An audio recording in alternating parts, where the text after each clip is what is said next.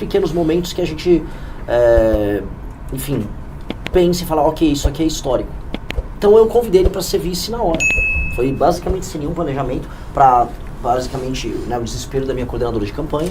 Em que a imprensa começou a ligar. A imprensa começou a ligar, começou a nos avisar, mas certas coisas precisam necessariamente ser espontâneas. A nossa pré-campanha, ela não é feita, e eu não quero aqui usar isso como um instrumento de marketing para dizer, mas ela é feita de coisas muito verdadeiras. Eu falo o que eu realmente penso sobre todos os assuntos que realmente nos interessam. Nós não estamos vendendo a mãe para tentar fazer o crescimento político que nós precisamos fazer. Nós ultrapassamos os governadores nas pesquisas justamente porque nós fazemos um enfrentamento ao Lula e ao Flávio de maneira clara. E eu acho que nesse instante todo mundo da imprensa já percebeu. Nós não adotamos a estratégia que, com todo respeito, os governadores Zema e Caio adotaram de ficar sempre na sombra lá do Flávio. O Flávio tem um ponto. O Flávio Bolsonaro não tem um ponto. O Flávio Bolsonaro tem apenas que devolver a casa lá na praia pro Richarlison. Flávio Bolsonaro tem apenas que se explicar para sua esposa das suas aventuras ao redor do Brasil que ele fez com seu amigo Borcaro. Flávio Bolsonaro tem que explicar o escândalo da rachadinha. E é isso. Então é muito errado a gente ficar assistindo essa postura dos demais pré-candidatos e não ser verdadeiros e honestos sobre o que eles realmente pensam sobre o próprio campo político e o campo da direita. E ao construirmos uma campanha, ou melhor, uma pré-campanha, tem que ser preciso nisso, falando o que a gente realmente pensa, falando o que a gente realmente sente, atos como esse, que envolvem o Haroldo, eles acontecem naturalmente, e isso nos deixa... São sincericídios. Até no vice. Exato. Foi um cometimento de um sincericídio até na hora de apontar o vice da chapa.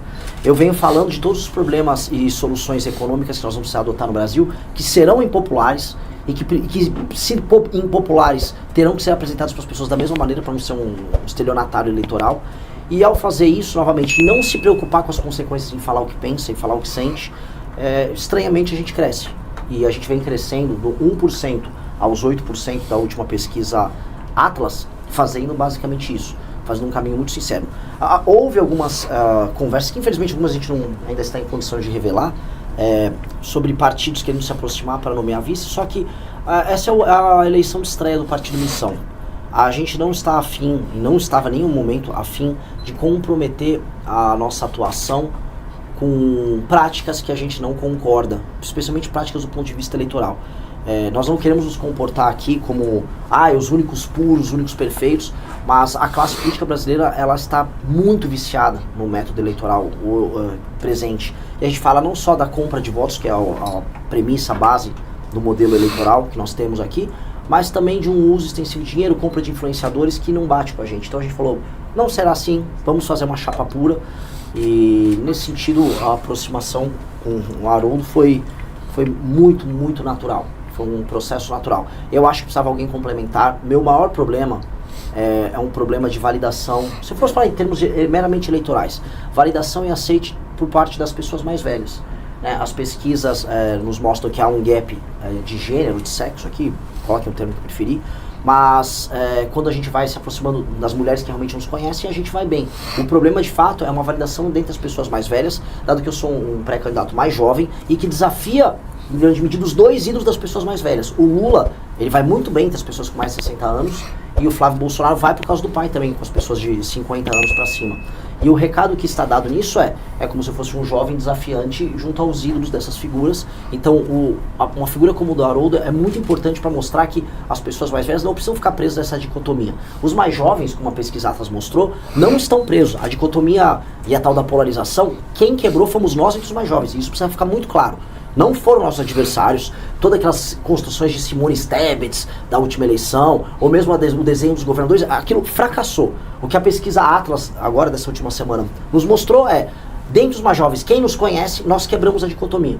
A dicotomia ela está morta e ela está sendo sepultada, e onde ainda existe a dicotomia, com o lulismo e o bolsonarismo ainda de pé, com pessoas que ainda não nos conhecem. Então, naturalmente, nós precisamos mostrar que há uma porta de saída para esses eleitores, que eles não precisam ficar presos no engano, que é o engano do lulismo, que é o engano do bolsonarismo.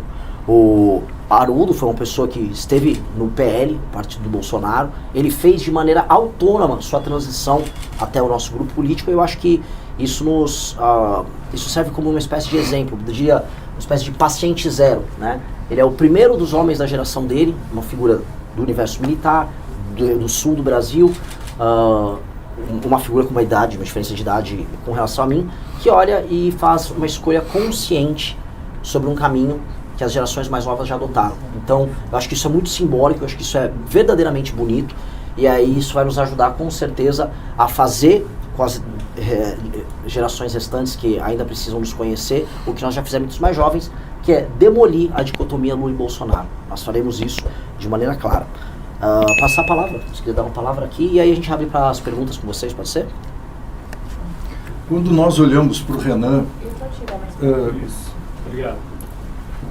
Quando nós olhamos para o Renan,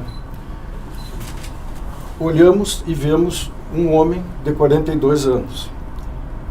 Eu olho o Renan, vejo este homem de 42 anos, mas também vejo em ti, Renan, um espírito milenar. Intuo que nós estamos cercados por espíritos de luz, e não necessariamente só os corpos físicos aqui presentes. Dito isto, antes de prosseguir brevemente, quero saudar os colegas jornalistas aqui presentes. Tenho o privilégio de atuar desde 1987 como jornalista militar, convidado que fui para fazer o Jornal dos Cadetes da Brigada Militar do Estado do Rio Grande do Sul, e com uma produção profícua de jornais, livros e revistas. Fiz jornalismo na UBRA e depois na Uniriter. Então quero saudá-los nessa condição e elogiar, reconhecer os veículos da RBS e da Rede Record no Rio Grande do Sul, que trataram o lançamento pelo Renan da nossa pré-candidatura à vice-presidência da República com muito respeito e profissionalismo. Lendo a matéria do Correio do Povo e da Zero Hora hoje, que me foi mandada por amigos do Rio Grande do Sul, eu fiquei muito emocionado com o respeito da imprensa. A responsabilidade que eu tenho como gaúcho é gigantesca. Eu não vou decepcionar os gaúchos e muito menos o povo brasileiro ao lado do Renan. E oro todos os dias para o povo brasileiro olhar com o respeito que nós olhamos para o Renan e ungí-lo com a presidência da República. Porque eu sinto no meu coração, o Renan não é a terceira via. O Renan, para mim, é o único caminho a ser seguido, pelo histórico do governo atual e o histórico do governo que eventualmente poderia ser exercido por Flávio Bolsonaro. Considerando o histórico político de ambos, onde a improbidade administrativa, usarei um termo genérico, ela foi vilipendiada. E quando eu olho para o Renan, e vou concluir agora, eu lembro do artigo 37 da Constituição Federal do Brasil. Lá estão elencados os princípios básicos da administração pública. E é fácil memorizá-los, porque a palavra alude à limpeza, limpe, legalidade, impessoalidade, moralidade, publicidade e eficiência. Lendo o que significa cada uma dessas palavras, eu vejo estas palavras amalgamadas no nosso pré-candidato à presidência da República. Então me perfilo e presto a minha continência garbosa e bem sincera à nação brasileira e ao próximo presidente do Brasil, com a permissão dos brasileiros que vão nos assistir. Presidente.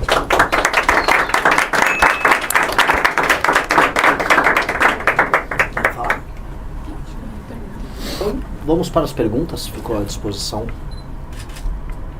Um de cada vez. Quem começa? Eu tenho uma pergunta. Coronel, por que o senhor decidiu deixar o PL?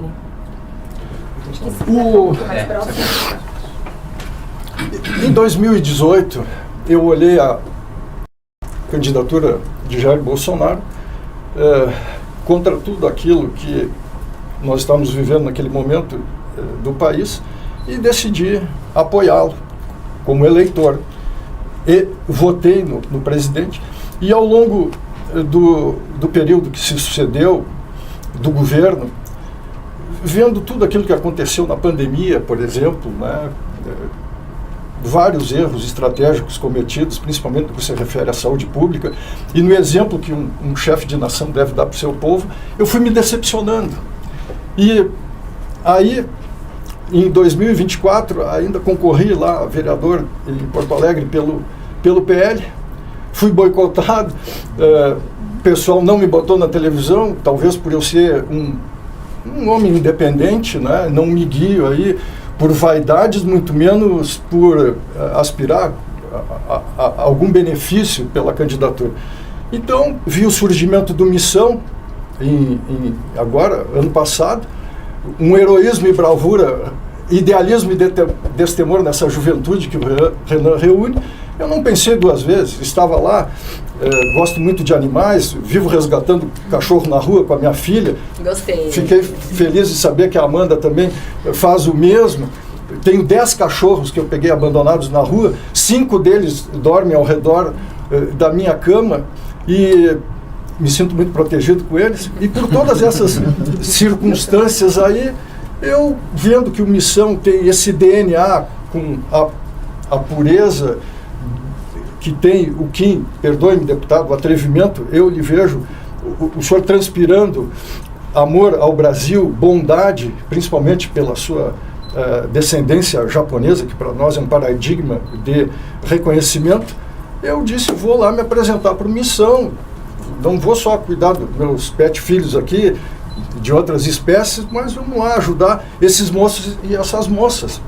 Amanda Vettorazzo, Ana Ehring, falando contra facções criminosas. Olha a coragem das mulheres representantes do Missão, deputado Renan. Eu vou ficar lá na minha trincheira? Não, peguei, tirei o pijama, o pessoal em casa protestou um pouco, mas eu disse, não, eu vou lá me apresentar. Me apresentei, quis o destino que o Renan fizesse essa convocação agora. Se você gostou do conteúdo, deixe seu like e se inscreva no canal. Aqui você acompanha as principais notícias da política, análises e os assuntos mais comentados do momento. Ative o sininho para não perder os próximos vídeos e ficar sempre bem informado.